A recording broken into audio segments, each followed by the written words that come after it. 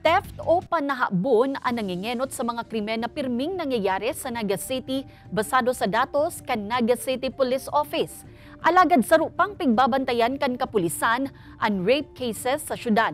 Nasa 5 kaso kaini ang nairehistro ngunya na taon.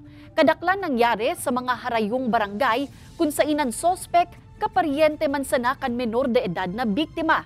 Kaya nakatutok ang information dissemination sa barangay pulong-pulong sa mga lugar kung sa inangyari ang siring na insidente.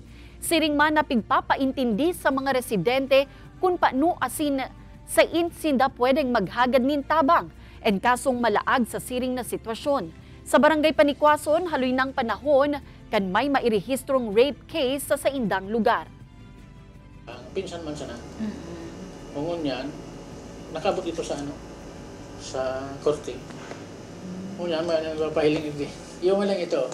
So isang sa nakikita namin is yung absence ng mother. Kasi more on insist rape siya. So ibig sabihin, halimbawa, nagtatrabaho yung nanay sa malayong lugar, hindi nakakauwi. So ang naiiwan po doon yung magulang, stepfather or the father itself.